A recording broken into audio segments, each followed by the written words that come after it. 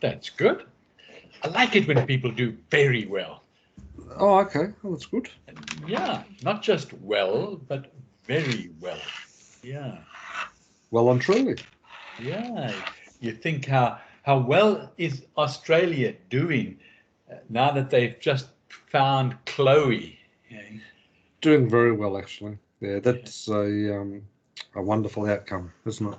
Isn't it just remarkable? I mean, Mm. all this stuff. Just imagine what the parents were contemplating, and maybe Yeah. even people were ministers preparing them for the worst, Mm. Um, and Yeah, well, you can't imagine it, can you really? You just can't, so. yeah, yeah, absolutely, Mark. What's it, about 16 days, is it? Yeah, close on 3 weeks, I think, isn't it, Nelly? Is it? Yeah, it must be close on 3 weeks. Just a 4-year-old child just disappears, okay, out of a camping tent. And this has been contemplated by some satanic individual, like, evil individual, or I don't know what.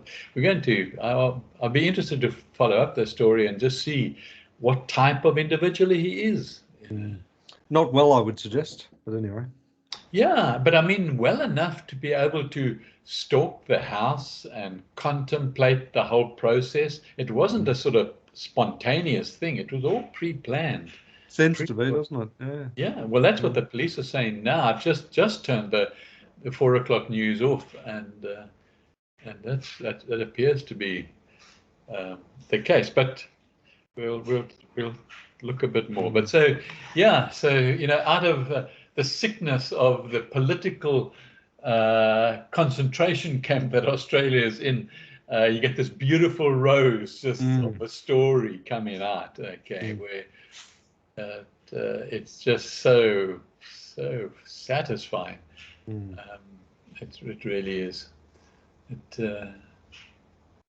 shows that we're still human, eh?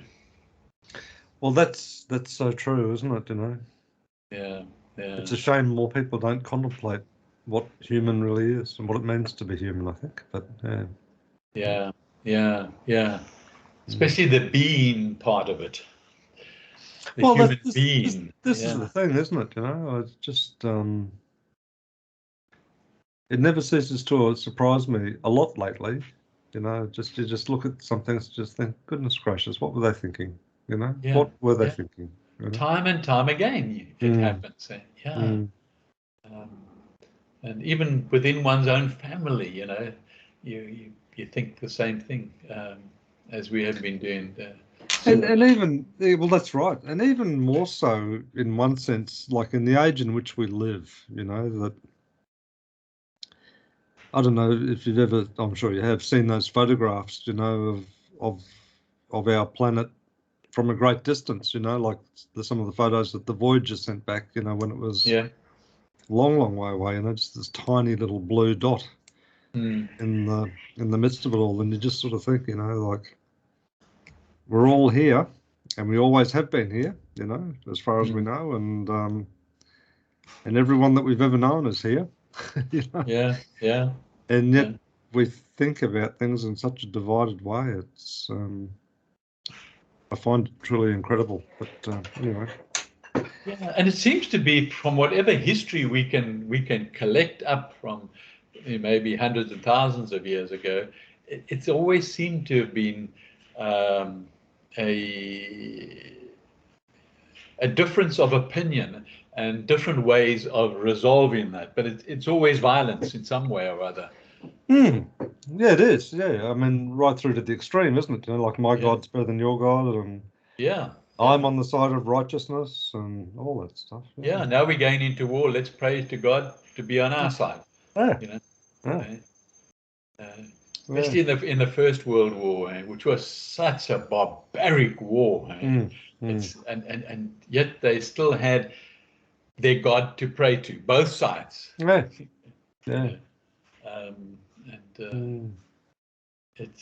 It's interesting how our intellect interprets what divinity is or creation is. Well, that's right. I mean, I remember watching one of Sadhguru's videos there. It was only a couple of weeks ago, actually, and he was in the US, and someone asked him about, I can't remember the exact context of the question, but someone asked him about prayer. Yeah. And he says, well, just think about it like this. He says, you're standing in front of your creator, basically, acting as a consultant to God about what should or shouldn't be done for you, and Yeah. and that's your creator, and he sort of said the best prayer is one where you just shut up. I was wondering what you were going to land up with. He said your best prayer is one where you just shut up. Yeah. Okay. Yeah. And yet it's still promoted so enthusiastically, prayer. Okay. Well, it's a little bit like that New Age thinking too, isn't it? About, like all of the visualization and affirmations and all of that sort of stuff, put it out there and the universe will deliver, Yeah. Well, you attract it, Yeah. I mean, you and I were talking about those things not so many years ago. Yeah. The law of attraction. Yeah, that's right. And so interesting how we all evolve in our thinking. Well, I don't know about all, but certainly you and I have. Well, that's right. Evolve, and maybe our awareness has increased, and it continues to do so, hopefully. So, yeah, I hope so too. Yeah. Because I've sort of personally, not that I've followed it in detail, but I've sort of personally found it at one level fascinating just watching, this climate conference over in Glasgow, which has just finished, and same sort of thing. It's just like, they're talking about 2050 and 2070, and like, how is that real to anyone? How is that really real? Like. Yeah. When people sort of start saying like 2070, I'm sort of thinking, well, I won't even be here probably, Yeah. Yeah, but I'm sure that's not the only conclusion you come to. Oh no, not at all. I mean, Yeah. you always think very much about your grandchildren and what sort of world they'll be going into, And I haven't followed the conference at all. So is there any new insights coming up, or is it still about gas emissions and stuff like that? Basically, the focus of, well, all but 4 countries, I suppose, has been that there's a need to take immediate action to do things somewhat differently in terms of how we're interacting with the planet. But the 4 big countries that, well, 3 big countries that basically have said that they can't do anything at the moment in respect to, like, use of coal and energy production, that sort of stuff, is China, Russia, and India.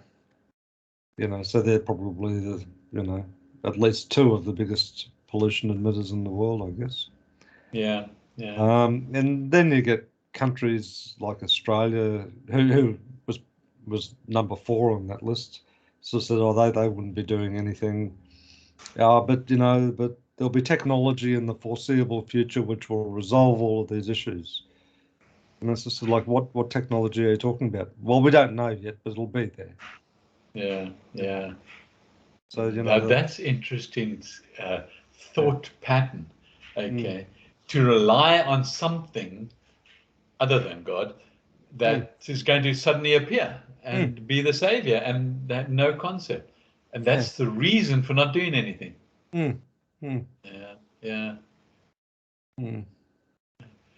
I did a class on climate change last month, I think it was, and as you know, the emissions are just a minuscule part of the reason. Okay?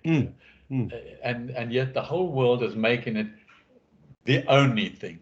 And it's outrageous. I mean, but seems to be quite an immature discussion, in my opinion, in the sense that, you know, you've got, you know, at the risk of generalising, you've got one party saying, you know, we've got to act urgently, let's latch on to something so we can do something. And then you've got the other side of the argument sort of saying, well, we can't really do anything and it's out of our control, and, you know, these things that you talk about won't make much of a difference anyway, like this sort of resignation, procrastination sort of thing, you know. And I think, in my mind, part of the problem is that up until recently, perhaps, and I think people like David Attenborough in particular have contributed a lot towards it, the definition of the problem has always been vague and quick to point at, you know, like, you know, gas emissions from cattle or something, or use of fossil fuels and things like that, which are all, you know, valid to some extent, you know, but in terms of the bigger picture of, you know, what the, you know, the climate change drivers of it, in the large proportion of it being just a natural phenomenon anyway, it's sort of disappointing in my view that there's not a broader acceptance of, you know, what do we need to do to be resilient and adaptive. That's it. That's the bottom line. I agree with you. You know, and there are voices out there. I mean, Alatra is one of them, but there are lots of, and there are lots of people talking, but it all lands up in the alternative media, and so the masses don't get to read it, and they don't understand. I mean, the people who are attending my class, they're part of that category of people who, you know, there's only one thing, and that's the gas emissions, okay, from commercial companies, and they causing the climate change, okay. They just, you know. Well, it's all just fix the blame fast, isn't it, really? You know? Yeah. And yet the main factor, as you rightly say, is it's, you know, how are we going to help each other? How are we going to adapt? We don't know, you know, exactly, but we've got to, we certainly with technology, existing technology, we can see where some of the areas that are going to be worst hit by climate change. Okay, you know, we don't always know where the plates are going to move in the earth and so on, but we've certainly got ideas about, you know, the other aspects, and so we could be having international conferences and talking about how we're going to adapt. Okay. Adaptation and resilience. I mean, and they're not, well, you'd hope, political charged discussions. They're just solution oriented discussions about, okay, what do we need to do to become resilient and adaptive? But, you know, at a micro level, it's almost like a township in far north Queensland or far north Western Australia saying, how do we as a community be resilient in the face of, you know, catastrophic cyclones? Yeah. You know, and that discussion doesn't stray into, you know, what's causing the cyclones. You know? Right. Yes. Yeah, really good example. Okay. And I mean, might be a reason for going to live underground, eh? Could be. Yeah. Could be. Yeah. You know. Yeah. You know. Yeah, the type of houses and the architecture, you know, to combat, like the Netherlands are doing now. I mean, all their new big skyscrapers and things are all, or, you know, commercial buildings, shall I rather say, you know, are designed now for when the water floods into the Netherlands. Yeah. Okay. Yeah. And so, you know, and that to me, that confirms what you're saying. There are some people around that are actually looking at solutions and looking at what's going to happen and taking action. The others are just hiding their head in the sand, and that's so frustrating. Well, it is, isn't it? And it really is, like the fundamental questions that sort of come up in my mind is that what sort of environment do humans need to, not only survive but thrive? Yeah. And if the nature of the climate is changing, and it is a natural thing, we know that, Mm. then what do we need to do? We've lived a life of, as you say, as a surface dweller, and maybe it's time, to look at either become an ocean dweller or underground or something like that. Who knows? Yeah, and maybe to change the actual design of the houses we live in our suburbs. Okay. Yeah. Start building different designs that can cater for whatever is perceived to going to happen in that particular area. Yeah, and it's not hard, is it? I mean, like if No. you look at the house that you're living in and like the one I'm living in, like I'm sure there was no thought given to its orientation to the sun and prevailing weather patterns and, Absolutely none. bringing light into the house, natural light into the house, and, using it as a means of capturing energy and using it to heat the house naturally and all of those sort of things. But yeah. But all of those sort of solutions are available to us within our existing understanding of technology, so. Yeah, and the reason we know is it's just because we live in a consumeristic society. So the people who own the brand and rent them out or resell them, they want to make the maximum profit. Well, that's right. Yeah, the developers, the things Yeah. that they look at is how many houses can I fit on this block of land? That's it. And oh my goodness, do they make a good job of that in Australia, or certainly in the areas that I live in. Yeah. They Cram them in. Yeah. Absolutely cram them in. I mean, there's less than half an inch or maybe 2 or 3 centimeters between our outer wall and our neighbor's outer wall. Yeah. We don't even have an alleyway down the side. No. And we're facing south. We have no west windows, east windows, and north windows. It's really interesting. Anyway. And as a result of that, the energy consumption is naturally going to be higher for both heating and cooling and lighting and all of those things. So. Yeah. And it's ironic. It takes you back to a lot of the indigenous populations in terms of, the way they lived as part of the environment rather than in spite of it. So. Right. Yeah, absolutely. In Africa, I don't know what the indigenous people lived in here, but they lived in thatched houses. Okay. And I don't know if you have. I've lived in a thatched house. In fact, the last place before I moved out here, I was living 10 years in a thatched place, and you've got no idea. We had windows north, south, east, west because they were like rondavels or round. I don't know what you call them in Australia. You know what I mean by rondavels? Like a roundhouse, is it? A roundhouse, yeah, but not 100% round. A roundhouse and leads into another little bit of a roundhouse, or the kitchen's round and the lounge is perhaps round and the bedrooms are round, and all with a thatched roof over. Okay? And one of the bedrooms had a ceiling, but the others were open to the thatch. And it was warm in winter and it was cool in summer. Okay. As soon as you put a tin roof on or a tiled roof or something like that, now you've got an issue. Okay. Now you've got to contend with the cold or the heat of the summer. And yeah, it's different. So you're quite right. Those sort of simple things, and in this day and age too, you can thatch. There's a substance you mix with the thatch, so it makes it 100% fire resistant. Because that the indigenous people often because they used to light a fire in the middle of their hut of their round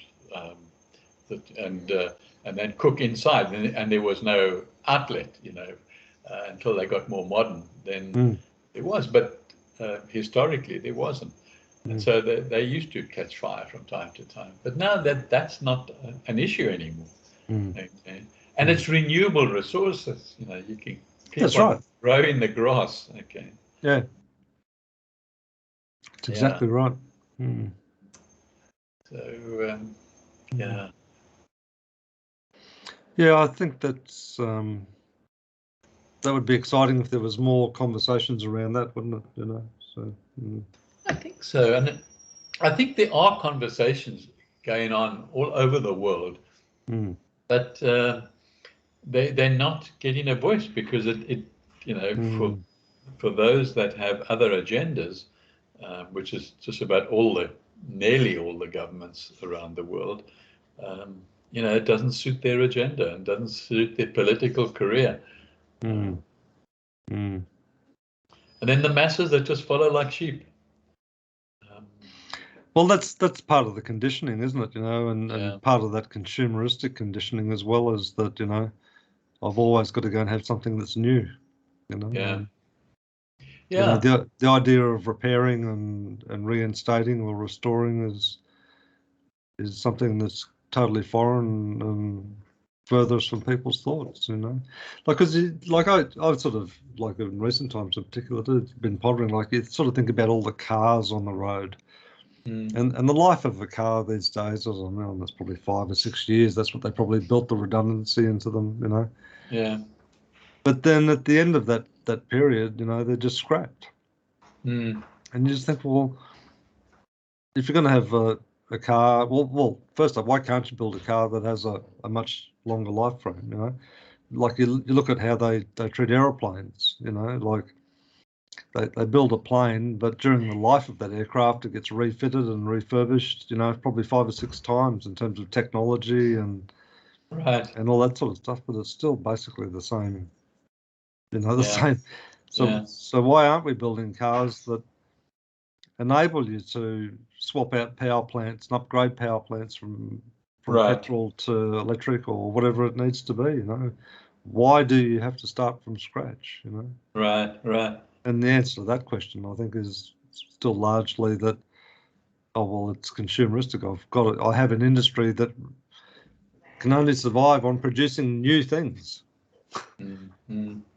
Therefore, you know, we need to, whether it's a mobile phone or whether it's, you know, whatever, you know, it has to be new in a certain time frame, you know, for the organisation to survive. But to do that, it's got to be a massive consumer of energy and resources, you know, to feed that monster to keep it alive, you know. So. Yeah. So as you say, they built in to only last so long, you know. Yeah, like phones, for example. Like, yeah. You know? Yeah. It's got to be new and the time cycles just get smaller and smaller. Like they say in the fashion industry, you know, like it used to be like based on, you know, seasons, like summer clothes and winter clothes. Yeah. Now they talk about, you know, 6 and 7, maybe 8 new releases in a year. It's just like right. And just consumes and produces huge amounts of waste, you know.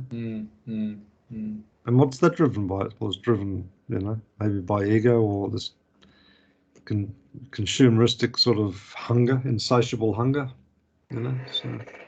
Yeah.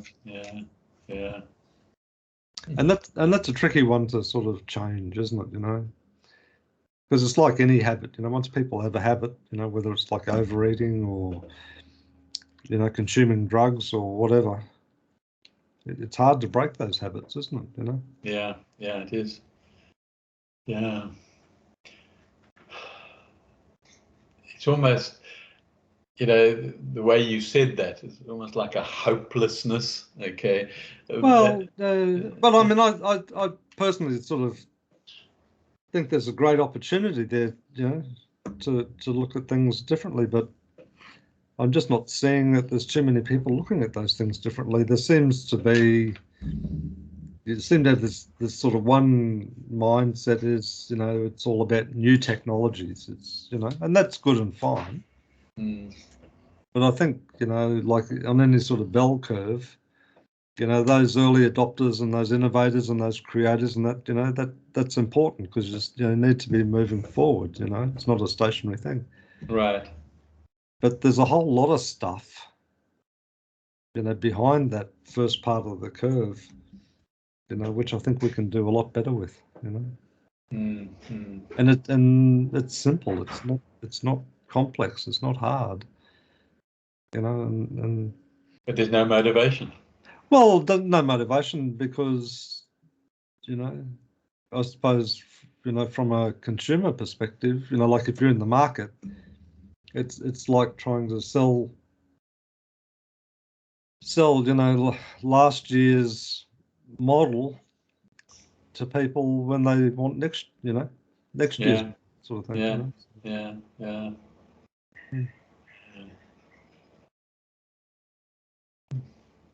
And that's been part of the the marketing spin and everything, hasn't it? It's like creating demand.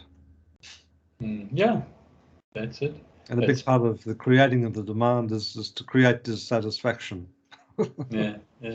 That's what our consumeristic society is all about, isn't it? Yeah. Creating demand. Okay. Where there is none. Where there is none, that's right. Yeah. And it's very much about me and false promises and that if I buy this new thing, it's going to make me look this and it's going to make me that and it's going to make me, it's bizarre. Yeah.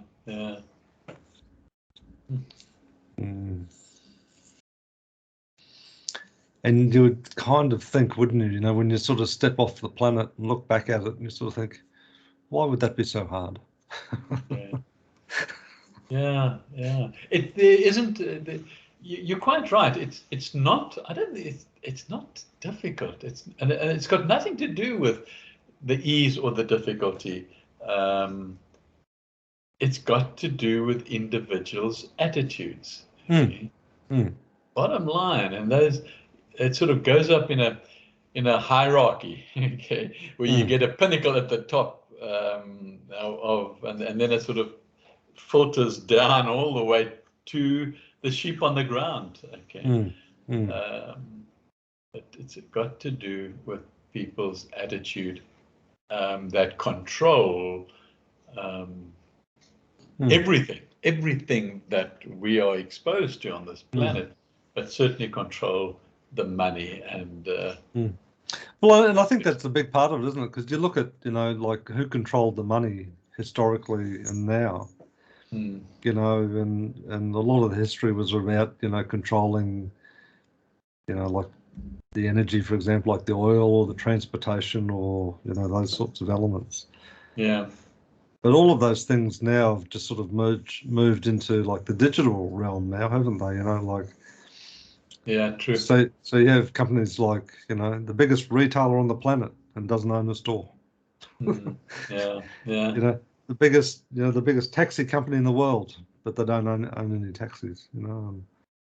And good luck to them at one level for being innovative and creative, but at another level, you still have to ask yourself, are they acting in the best interests of the broader humanity, or is it people acting in the best interest of a small minority? Yeah. And I'm stuck on the latter at this stage. Yeah, I know you are very anti-Uber,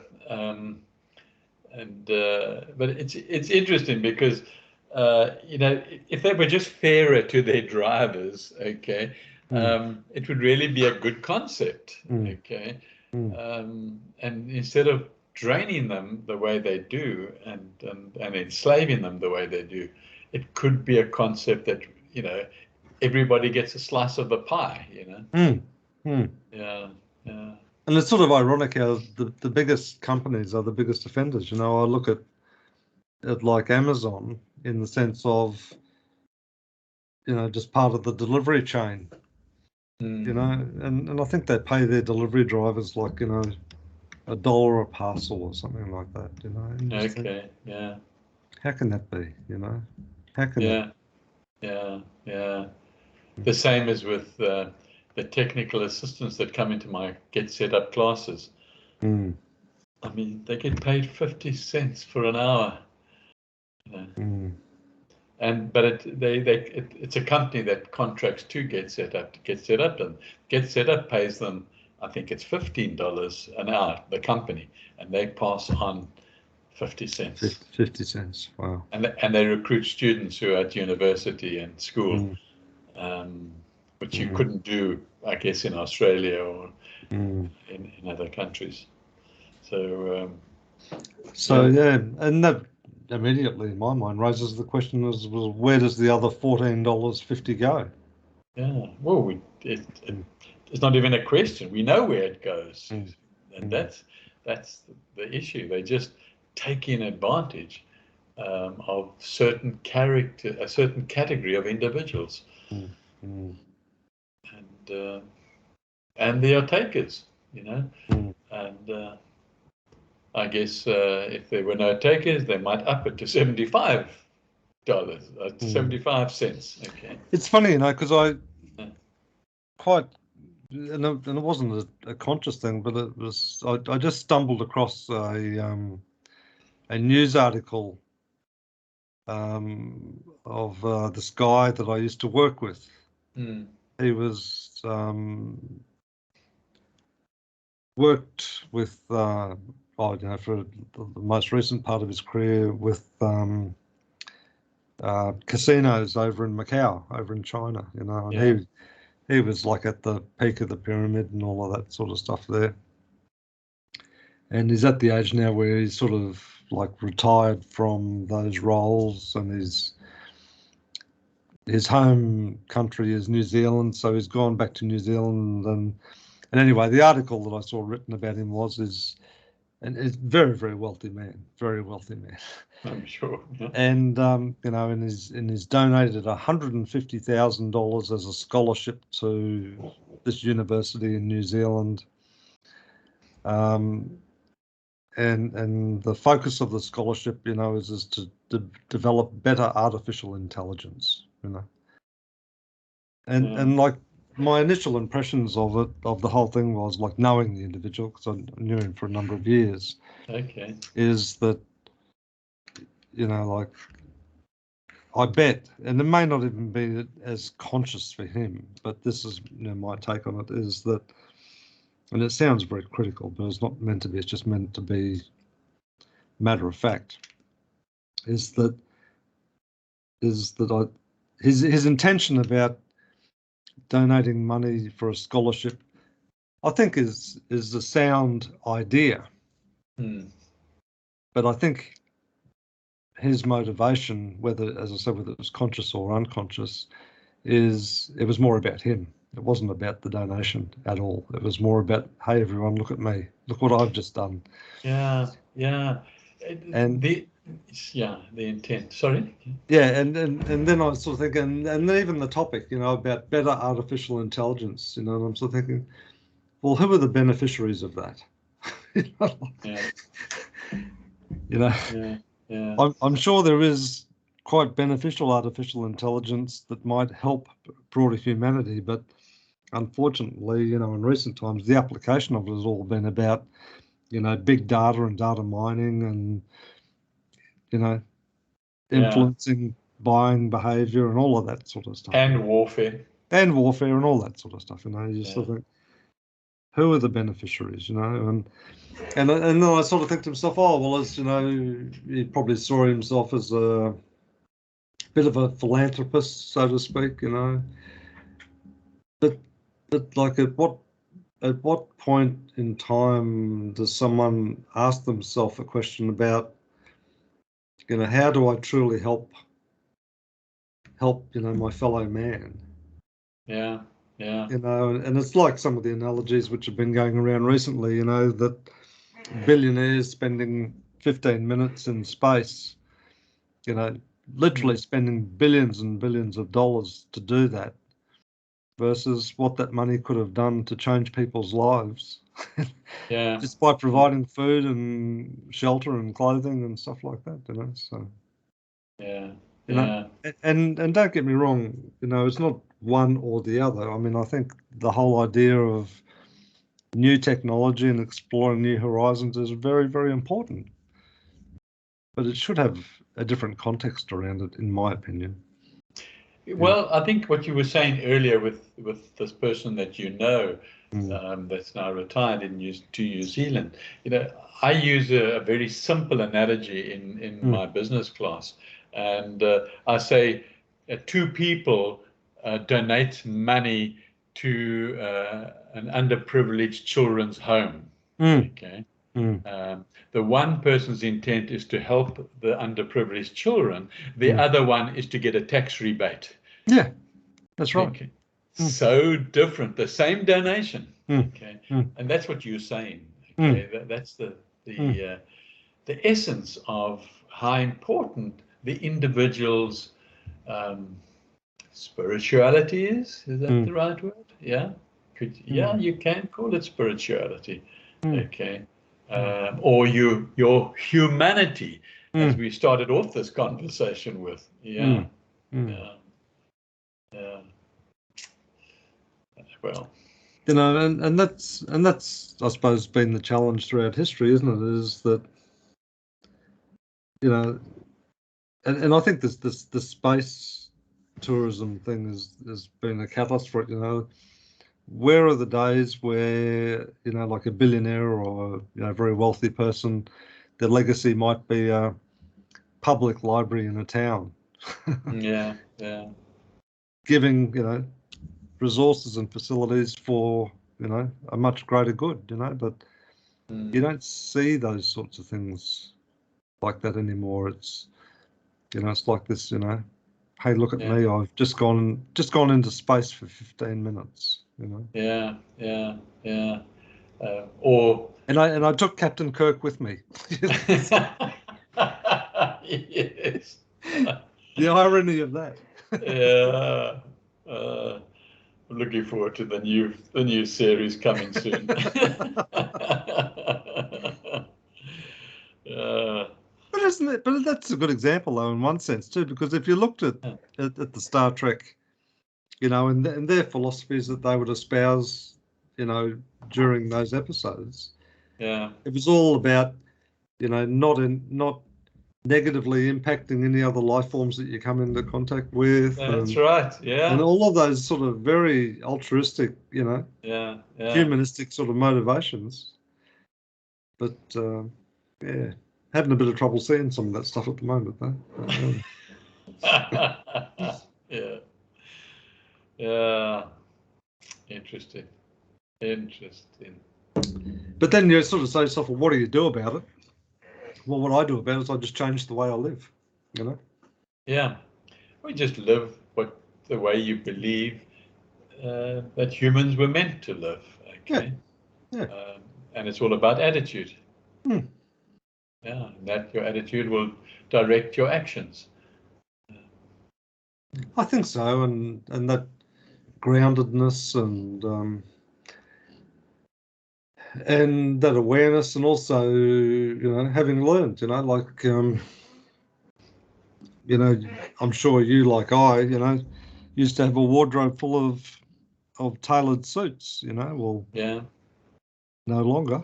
You know, all of the suits of armor have been retired to thrift shops, you know. So and that's so interesting you say that. Just twice this year, Sue and I have emptied our cupboards, and not only of suits, but you know, of clothes that I just don't wear anymore. Okay, and they're still in really good condition. So we took them to Salvos. Have you got Salvos on your side? Yeah, Salvation Army. Yeah. And we didn't even have a good experience at Salvos.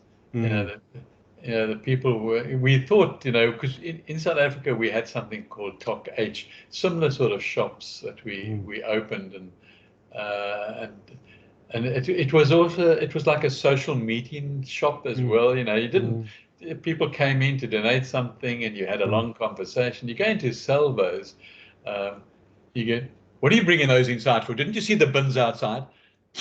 Yes, the verbatim quote, unquote. That's right. I thought, oh my God, what have I come into? Or you ring them up and say, oh look, I've got some furniture here. You're interested? Oh, we don't want that rubbish. Yeah, I can imagine that now that I've had that experience. I mean, so you don't want to. I said to Sue, oh, it's a pity I can't actually find a human being to give it to that says thank you. That's a thank you, and you think, well, maybe I should go walk in the streets and find street people or something that my size that can wear my clothes or something. But who knows? Maybe they don't want to. Maybe they've chosen to be where they are. Yeah, it's hard to know, isn't it? Yeah. It's funny, whenever you talk about, like when we talk about suits, yeah, I always remember that time that you and I were over in London, with the IIB thing. Yeah. And do you remember it was like the graduating dinner or something that last night? Yes. And they sort of said, I'll wear a jacket.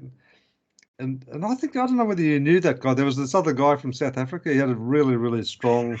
I remember you calling him a rock spider. and how he didn't have a jacket, so he went down to the local shop and presumably, well, he didn't really buy it because he took it back the next day because he kept he hired it. You're right, absolutely.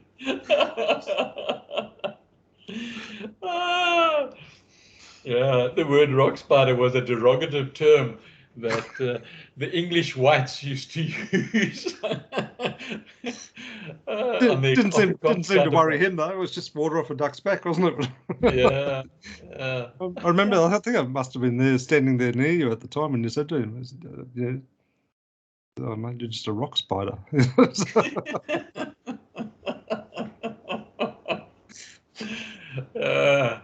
I didn't think it was a term of endearment, so. No, and to say it in front of his face probably took some guts. Yeah. But sometimes you can say things with tongue in cheek, but it has a deeper meaning. Well, there's that too, and I think sometimes it's also probably one of the privileges of age. You can say things that in your young days you might think it, but you'd never say it out loud. So. Yeah.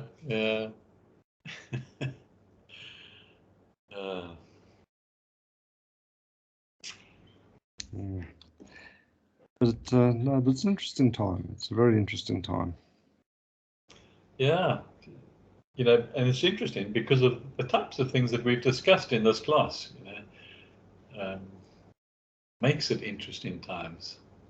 Well, it does, doesn't it? And it's like lots of change, like whether it's organisational change or change within the community. Like there'll always be those people who sort of get on the front foot and sort of proactively anticipate it and try and make changes. And there's others who'll just wait for the disaster to happen and even then reluctantly try and do something about it.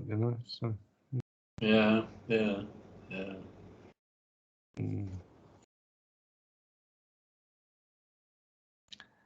Yeah, you kind of hope though that humanity hopefully has evolved enough to go and do something about it. So, I think there's enough evidence in certain spaces around the planet that really people are showing up. Okay, they're not all sheep. There are sort of small communities, and there are certainly a lot of individuals that come together.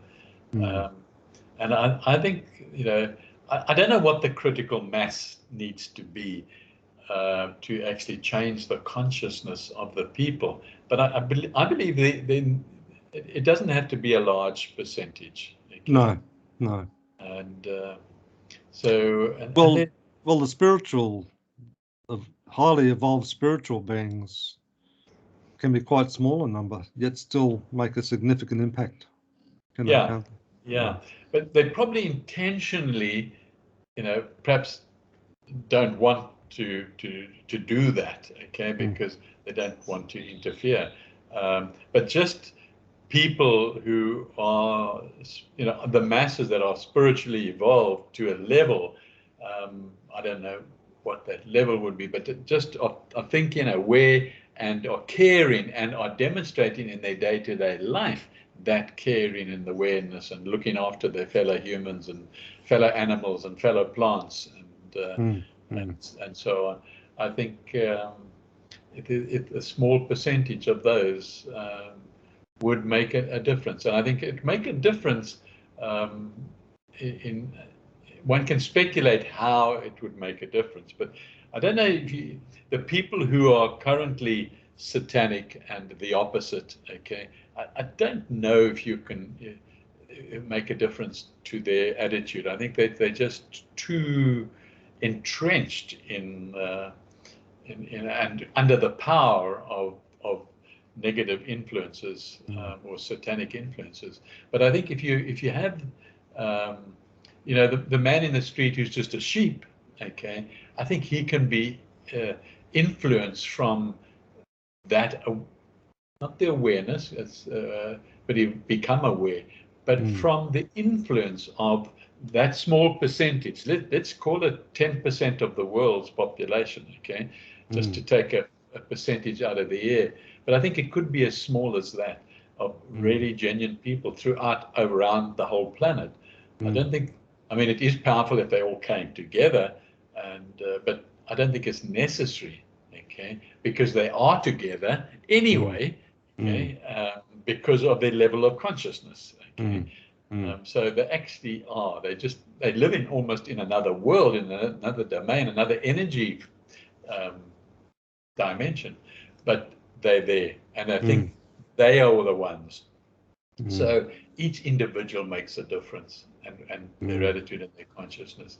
So I place a lot of hope in that I've just said, because I think there are a lot of people, and there are a lot of people that are changing their minds as well. Not thanks to any mainstream media or Hollywood or movies or TV, of anything, but just because they're becoming aware. I think you're right too, and I think too it's also encouraging people to think about things a little differently as well, So, I mean, I was having a conversation with a guy at work today, and we were just talking about, what it means to be, like a customer-centric sales process, and it was sort of a fairly innocent sort of conversation. And I just sort of made the comment to him, I says, but, as a general rule, people buy things off people that they trust. Yeah. And then I said to him, so what do you think it means to be trusted? What do you think that actually means? And he had no idea. Yeah. And I said, well, don't you think it goes to things like, your competence, so that when they talk to you, you know that you at least have a level of competence about the subject that you're talking about? Oh, yeah, I suppose. And, and your credibility, and maybe, are you a compassionate, empathetic listener? So you're actually listening to what they're saying, and the way you communicate, and how you communicate to them. So yeah, I suppose. Yeah. No awareness whatsoever. So how do you think that you would be, what sort of behaviours would you exhibit to be a customer-centric salesperson? Oh, I'd point out the features and benefits. I said, yeah, but that's the product. Yes. It just sort of went straight over his head. Yeah. But the seed is planted in that person's head. Okay. Now it might take 20 years to germinate. Okay.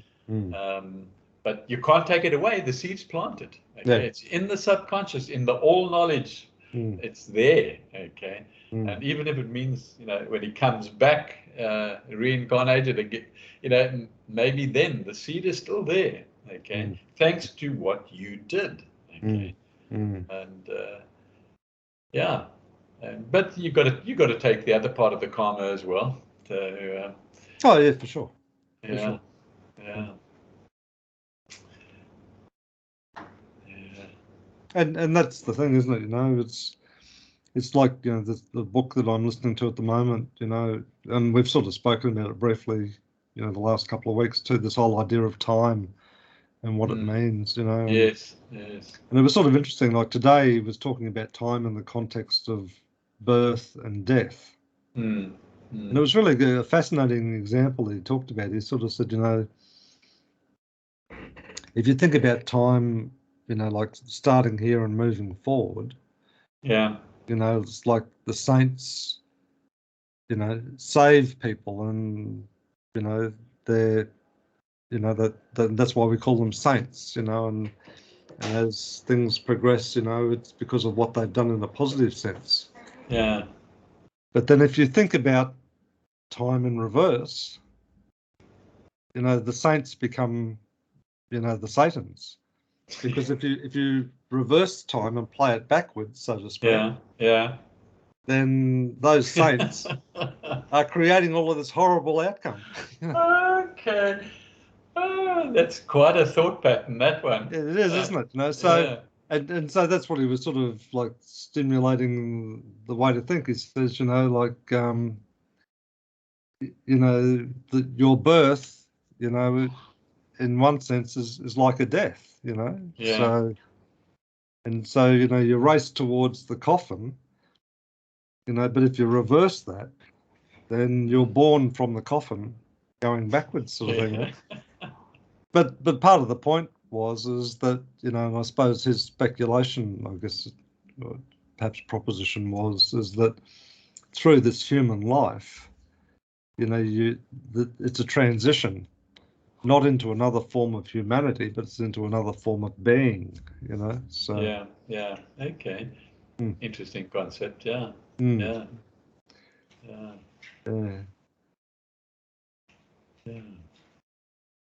And I guess potentially a liberating thought in one sense, because if you let go of the idea that you're taking this with you into another form,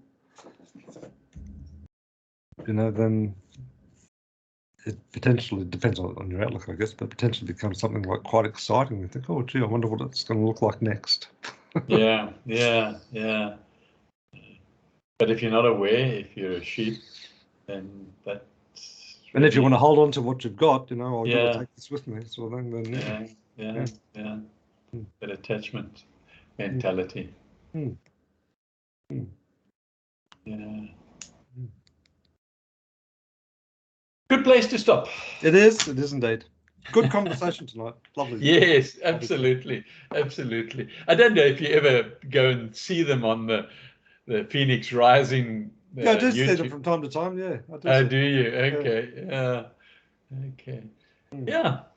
Well, thanks very much indeed, Yep. and we'll talk again on Sunday. On Sunday. Sounds good. Yeah. Okay. Okay. Take care. Thanks, Don. Cheers, Bye man. now. Bye.